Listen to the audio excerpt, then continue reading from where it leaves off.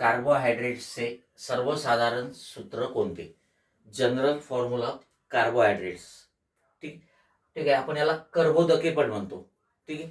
या कर्बोदकांना पिष्टमय पदार्थ असं सुद्धा म्हटलं जातं. ठीक आहे, मराठीमध्ये. आता याचं सर्वसाधारण सूत्र काय आपल्याला बघायचं आहे.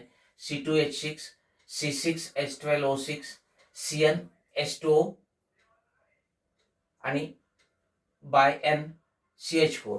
ठीक आहे. CH4 तर होऊ शकत नाही, तो मिथेन आहे.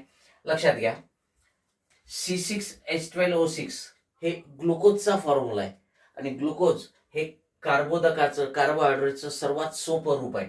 पण आपलं उत्तर आहे CnH2O बाय N. ठीक आहे. हे काय कार्बोहायड्रेटचं सर्वसाधारण सूत्र आहे. कारण हे कार्बोहायड्रेट्स कर्बोदके जे आहेत, ठीक आहे, हे कार्बनचे हायड्रेट्स आहेत आणि म्हणूनच त्याला कार्बोहायड्रेट्स असं नाव पडलेलं आहे. मग त्याच्यामध्ये हे जे आहे C6H12O6 हे ग्लुकोज आहे आणि हे कर्बोदकाचं सर्वात सोपं रूप आहे, हे लक्षात घ्या.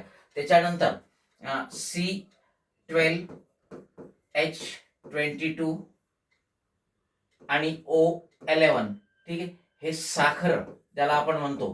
ठीक आहे. तर या साखरेचा हा काय सूत्र आहे. ठीक आहे. आणि हे C6H12O6 कशाचं आहे? ग्लुकोजचं सूत्र आहे. आणि आणखी कार्बोहायड्रेट्स मध्ये एक सेल्युलोज येते बघा. तर त्या सेल्युलोजचं जे सूत्र आहे ते आहे C6H10O5. ठीक आहे. हे कशाचं आहे? सेल्युलोजचं.